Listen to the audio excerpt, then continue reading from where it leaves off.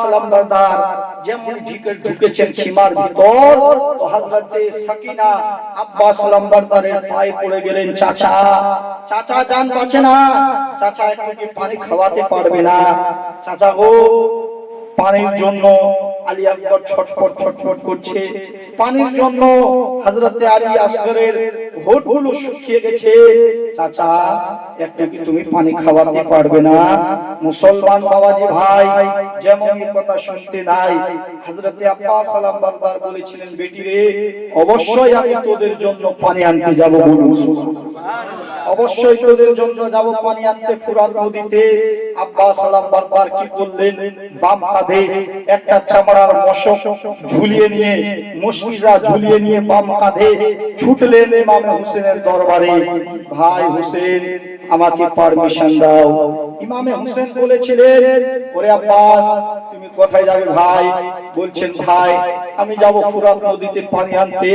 ছোট ছোট বাচ্চাদের, কচি কচি বাচ্চাদের কান্না আমার বরদাস্ত হচ্ছে না, ভাই তুমি আমাকে পারমিশন দাও। ইমামে হোসেন বলেছিলেন, ওরে আব্বাস, তুমি যদি চলে যাও ফুরাত নদীতে, তাহলে ফুরাত নদীতে থেকে তুমি ফিরে আসতে পারবে না। আব্বাস, তুমি যদি ফুরাত নদীতে যাও তাহলে আমার কোমর ভেঙে যাবে, ইসলামের পতাকা কে ধরবে? ভাই তুমি জিও না।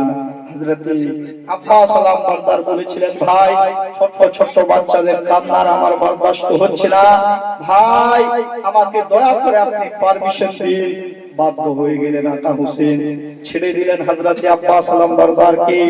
আব্বাস সালামদার বাম কাঁধে একটা চামড়ার মশক ঝুলিয়ে নিয়ে বিরাদার আপনার ঘোড়ার পিঠে চেপে খতম খতম খতম খতম করে ফুরাত নদীতে গিয়ে হাজির হয়ে গেলেন, বলুন সুবহানাল্লাহ। ফুরাত নদীতে গিয়ে হাজির হয়ে গেলেন। ফুরাত নদীতে গিয়ে হাজির হলেন, দুলদুল ঘোড়ার লাগাম ঢিল দিয়ে দিলেন। যেরকম আমি আব্বাস আজ থেকে 3 দিন ধরে পানি পান করি নাই, আমার এই ঘোড়াটাও তো আজ থেকে 3 দিন ধরে পানি পান করে নাই। ঘোড়ার লাগাম ঢিল দিয়ে দিলেন, তবে ঘোড়াটা ফুরাত নদীর পানি আপনার পানিতে মুখ না দিয়ে মুখখানা উত্তর দিকে ঘুরিয়ে নিয়েছেন, আর আল্লাহর কাছে জুবান চান, আল্লাহ জুবান দিয়ে আমি আব্বাসের সঙ্গে 2-4টা কথা বলবো। আব্বাস সালামদার জিজ্ঞেস করেন, ঘোড়া রে, আমি পানি পান করলাম না হযরতে সাকিনার সঙ্গে, আমি পানি পান করলাম না হযরতে আলী আকবরের সঙ্গে, আমি পানি পান করলাম না যাইনুল আবেদিনের সঙ্গে, তবে তুমি কেন পানি পান করলে না? ঘোড়া তখন বলেছিলেন, আকা ওগো হুজুর, যাদের আকা পিপাসিত তাদের গোলাম কোনোদিন পিপাসা মেটাতে পারে না। আমাদের আকা হোসেন কারবালা, আপনার আমাদের আকা হোসেন খিমার ভিতরে পিপাসিত, আমি কিভাবে পিপাসা মিটিয়ে নিতে পারি? মুসলমান ভাই, সংক্ষিপ্ত আকারে বলি, হযরতে আব্বাস সালামদার মুশকিজাতে পানি ভরলেন, ভরার পর ভরার পিঠে চাপার পর বাবাজি ভাই খটম খটম খটম খটম করে আব্বাস সালামদার আপনার বিরাদার ছুটতে লেগেছেন, খিমার দিকে চলে আসতেছেন। এমনি সময় আমার ইবনে সাদ ঘোষণা করলেন, সন্তানরা হুঁশিয়ার হয়ে যাও, পানি যেন খিমা পর্যন্ত না পৌঁছায়। পানি যদি খিমা পর্যন্ত পৌঁছে যায়, কারোর সঙ্গে আর যুদ্ধ করা সম্ভব হবে না। সন্তানরা তোমরা হুঁশিয়ার হয়ে যাও, পানি যেন খিমা পর্যন্ত না পৌঁছায়। মুসলমান বাবাজি ভাই, আমার ইবনে সাদের এই কথা শোনার পর একজন জালিম এসে এমন ভাবে হযরতে আব্বাস সালামদারে ডান হাতে ওয়ার করলেন, ডান হাতখানা আব্বাস সালামদারের গোড়া থেকে বিড়ালের কেটে পড়ে গেলেন। তবু আব্বাস সালামদার মুশকিজা দড়িটাকে ছাড়েননি, মুশকিজা দড়িটাকে বাম হাতে ধরে নিয়েছে। আবার একজন শয়তান এসে বাম হাতে ওয়ার করলেন, মুসলমান বাম হাতখানাও গোড়া থেকে কেটে পড়ে গেলেন।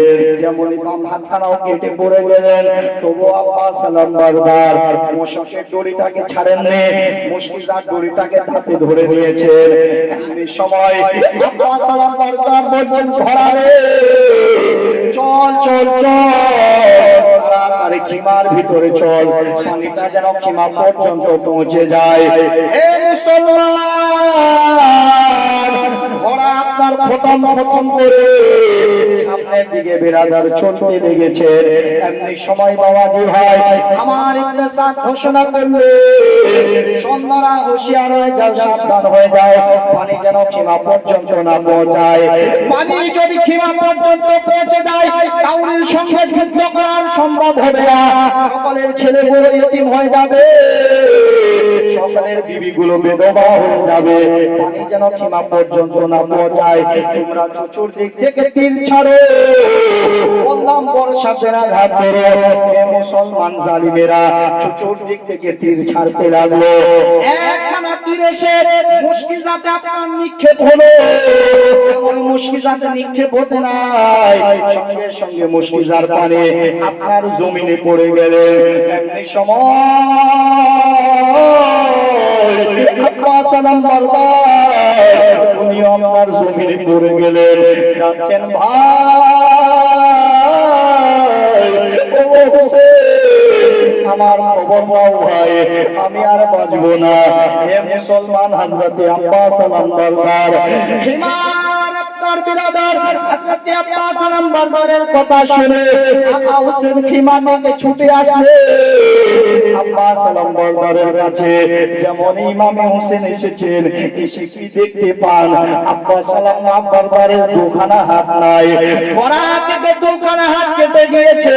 হে মুসলমান, আকা ইমামে হোসেন আব্বাস সালাম বরদারকে আপনার কোলে তুলে নিলেন। এমনি সময়